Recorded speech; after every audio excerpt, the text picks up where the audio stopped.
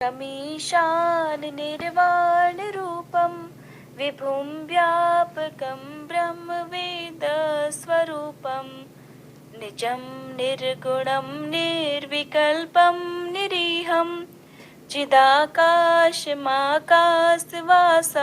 भजेहम। जय भोलेनाथ। आप सभी का मेरे YouTube चैनल पर हार्दिक स्वागत है।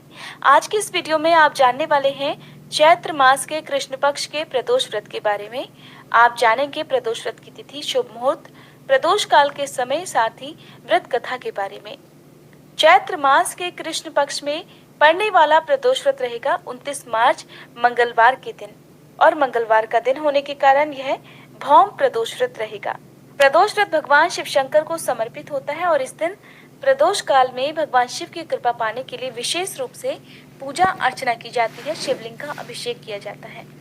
त्रयोदशी तिथि अर्थात हर 13वें दिन पड़ने वाले प्रदोष व्रत महीने में 2 बार आते हैं, एक कृष्ण पक्ष में और एक शुक्ल पक्ष में। त्रयोदशी तिथि प्रारंभ होगी 29 मार्च मंगलवार की दोपहर 2:39 से और समाप्ति होगी 30 मार्च बुधवार की दोपहर 1:19 पर। मैं आपको बता दूं कि प्रदोष व्रत हमेशा उस तिथि को रखना चाहिए जिस तिथि में प्रदोष काल का समय भी प्राप्त हो रहा हो।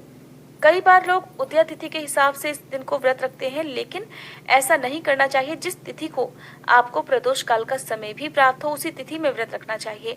जैसे कि अगर हम उदया तिथि की बात करें तो 30 मार्च बुधवार को उदया तिथि रहेगी, क्योंकि त्रयोदशी तिथि भी है, लेकिन इस दिन प्रदोष काल का समय आपको प्राप्त नहीं होगा, क्योंकि दोपहर के समय ही इस दिन त्रयोदशी तिथि समाप्त हो जाएगी। इसलिए 29 मार्च को ही व्रत रखा जाएगा। 29 मार्च मंगलवार के दिन सूर्योदय का समय रहेगा सुबह 6:26 और सूर्यास्त का समय रहेगा शाम 6:37 पर। इस दिन प्रदोष काल का समय रहेगा जिस समय में किसी भी प्रदोष व्रत की पूजा करनी चाहिए, वो समय है शाम 5:48 से लेकर 7:22 तक। सुबह के समय आप चाहें तो आसान तरीके से भी पूजा अर्चना कर सकते हैं, लेकिन प्रदोष व्रत की जो मेन पूजा होती है वो शाम को प्रदोष काल के समय ही की जाती है। कुंडली में किसी भी प्रकार के दोष के लिए प्रदोष व्रत रखे जाते हैं, खासकर जो मंगल प्रदोष होता है जिसे भौम प्रदोष व्रत भी कहते हैं। ऐसे लोगों को जरूर रखना चाहिए जिनकी कुंडली में मंगल ग्रह से कोई भी पीड़ा है, कोई दोष है, या जो लोग मांगलिक हैं, खासकर जिन लोगों को मानसिक तनाव बना रहता हो, शारीरिक रूप से परेशान रहते हो, बीमारियां अक्सर हो, या कर्ज की जो परेशानियां हैं वो उनके जीवन में लगातार बनी रहती हो, ऐसे लोगों को भी भौम प्रदोष व्रत रखना चाहिए।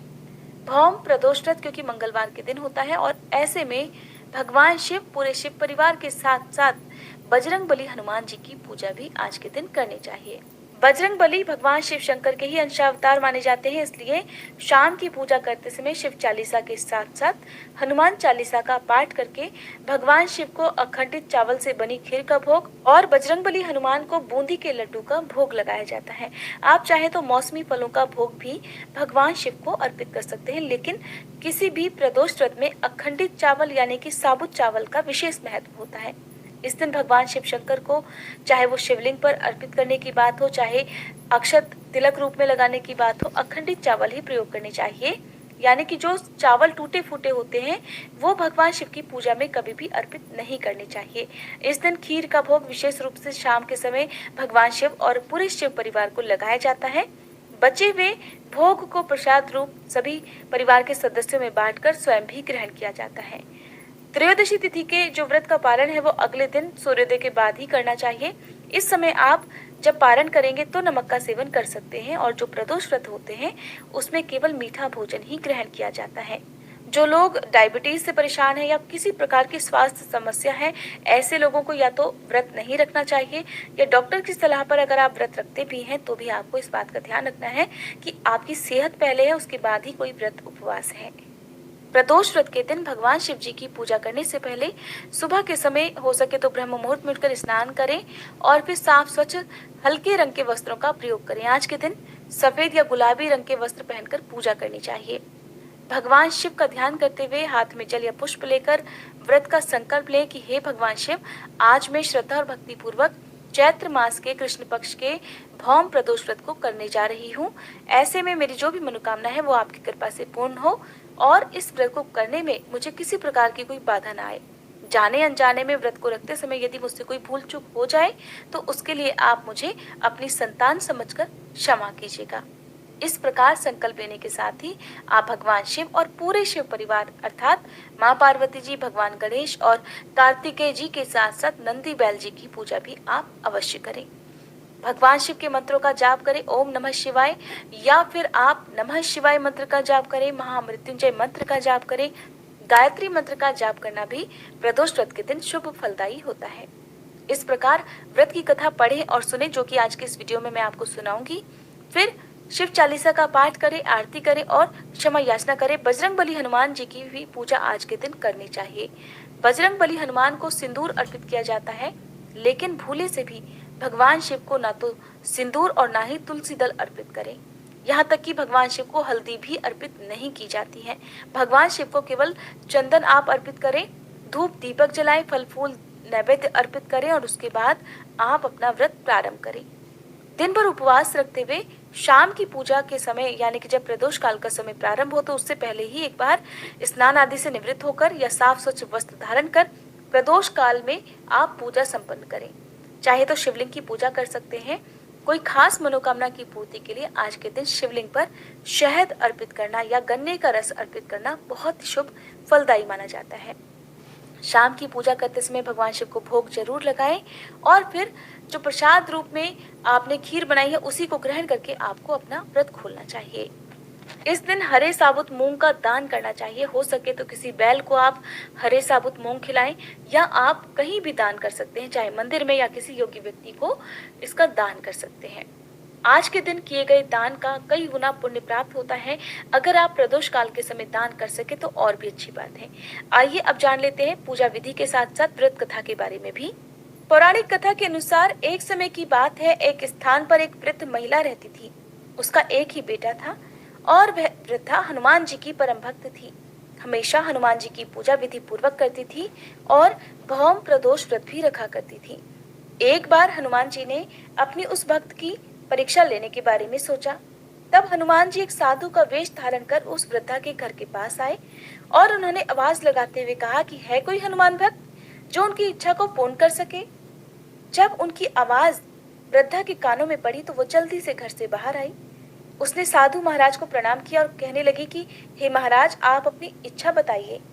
तब हनुमान जी कहने लगे कि उन्हें भूख लगी है और वे भोजन करना चाहते हैं। अगर तुम थोड़ी सी जमीन लीप दो तो मैं भोजन कर सकता हूँ। वृद्धा कहने लगी, महाराज, इसके अलावा आप मुझसे जो भी काम कहेंगे मैं वो कर दूंगी, लेकिन मैं जमीन नहीं लीप सकती। तब हनुमान जी ने उस वृद्धा को अपनी बात पूरा करने के लिए वचन लिया। तब उन्होंने कहा कि ठीक है, तो अपने बेटे को बुलाओ, उसकी पीठ पर आग जलाओ, उसकी पीठ पर ही मेरे लिए भोजन बनाया जाएगा। वृद्धा ने जब ये बात सुनी तो परेशान हो गई। अब वो करे भी तो क्या करे, क्योंकि उसने तो साधु महाराज को वचन दे दिया था। आखिरकार उसने अपने बेटे को बुलाया और उसे साधु महाराज को सौंप दिया।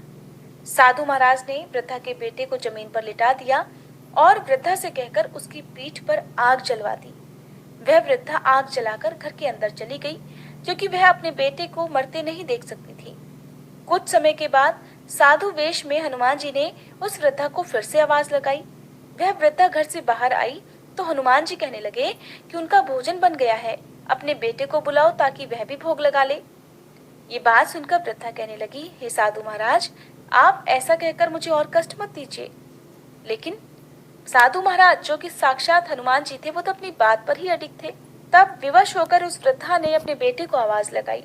हालांकि उसे ये लग रहा था कि उसका बेटा तो अब तक जीवित ही नहीं होगा, लेकिन बजरंग बली के आशीर्वाद से उसका बेटा जीवित था और वह भोजन करने के लिए आ गया। वृद्धा ने जब ये चमत्कार देखा तो वह हैरान रह गई और वह साधु महाराज के चरणों में नतमस्तक हो गई। तब साधु महाराज अपने असली वेश में आए और वृद्धा को दर्शन दिया। ये देखकर वृद्धा और उसके बेटे ने हनुमान जी को उनके चरणों में झुककर प्रणाम किया। हनुमान जी कहने लगे कि मैं तुम्हारे व्रतों से प्रसन्न हूँ और तुम्हारी पूजा भक्ति से भी अत्यंत प्रसन्न हूँ। मांगो, क्या वर मांगती हो। तब वह वृद्धा कहने लगी, हे बजरंगबली, जिस प्रकार आपने मेरे बेटे की रक्षा की उसी प्रकार सबके बच्चों की रक्षा करना। जिस पर कोई भी दुख आए उनके सभी दुख दूर करना। तथास्तु कहकर बजरंगबली वहीं अंतर्ध्यान हो गए। इस प्रकार प्रदोष व्रत के प्रभाव से वृद्धा और उसके बेटे को हर प्रकार के दुखों से मुक्ति मिल गई। ये थी भौम प्रदोष व्रत कथा। उम्मीद करती हूँ आज की ये वीडियो आपको पसंद आई होगी।